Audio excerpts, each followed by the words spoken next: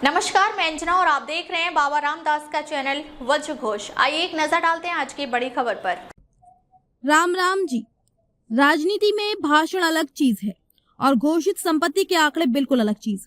कांग्रेस के बड़े नेता और सुप्रीम कोर्ट के नामी वकील अभिषेक मनु सिंघवी ने अपनी संपत्ति का जो विवरण दिया है वो काफी दिलचस्प है।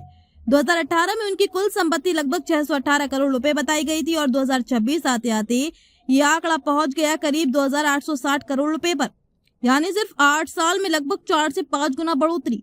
और मजेदार बात सुनिए, पिछले एक साल की घोषित आय करीब 375 करोड़ रुपए बताई गई है।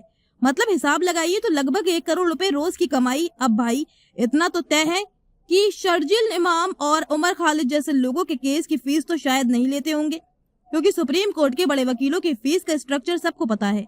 कई बार एक सुनवाई की फीस ही लाखों से करोड़ों तक होती है, तो ये तो निश्चित ही उनकी अपने टाइप की समाज सेवा होगी। अब असली सवाल यहाँ से शुरू होता है। राहुल गांधी पूरी दुनिया में घूम घूम कर पूछते रहते हैं कि अंबानी और अडानी की संपत्ति मोदी के दौर में इतने कैसे बढ़ गई। तो क्या राहुल गांधी अपनी ही पार्टी के नेता अभिषेक मनु सिंघवी से भी यही सवाल पूछेंगे, क्योंकि उनकी संपत्ति भी तो लगभग 4 से 5 गुना बढ़ गई। तो क्या इसका मतलब ये निकाला जाए कि मोदी सरकार सच में सबका साथ सबका विकास में विश्वास करती है?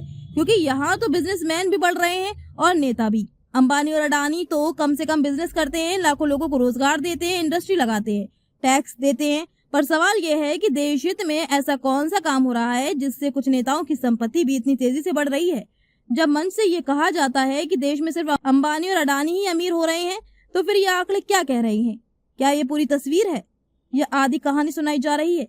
क्योंकि जब बयान और वास्तविक आंकड़े आमने सामने खड़े होते हैं तो कई बार राजनीति के कपड़े ही उतर जाते हैं। बिजनेसमैन तो अपना काम कर रहा है, उसे फर्क नहीं पड़ता कि सरकार कांग्रेस की हो या बीजेपी की। लेकिन राजनीति में सवाल उठाने से पहले अपने घर के आईने में भी एक बार देख लेना चाहिए। और अगर इतिहास की तरफ देखें तो एक सवाल और खड़ा होता है। मोतीलाल नेहरू, जो नेहरू गांधी परिवार के सबसे अमीर नेताओं में गिने जाते थे, उन्होंने भी अपनी भारी दौलत वकालत से कमाई थी। लेकिन उस दौर में सवाल उठता है, उनके क्लाइंट आखिर कौन थे? कौन लोग उन्हें इतनी हाई फीस देते थे जब उस समय भारत की आम जनता बेहद गरीब थी? इतिहास का ये सवाल आज भी जवाब मांगते हैं। राजनीति में आदर्शों की बातें बहुत होती हैं, लेकिन असली कहानी अक्सर आंकड़ों में छुपी होती है। अब तक के लिए बस इतना ही, फिर मिलते हैं एक ऐसी ही बड़ी खबर के साथ। तब तक के लिए नमस्कार और देखते रहिए बाबा रामदास का चैनल वज्र घोष। अगर आपको वीडियो पसंद आई हो तो लाइक करिए व शेयर करें। ऐसे लेटेस्ट अपडेट पाने के लिए बेल आइकन को प्रेस करना ना भूलें। अगर आप हमें फेसबुक या फिर इंस्टा के माध्यम से देख रहे हैं तो हमारे पेज को फॉलो जरूर करें। धन्यवाद।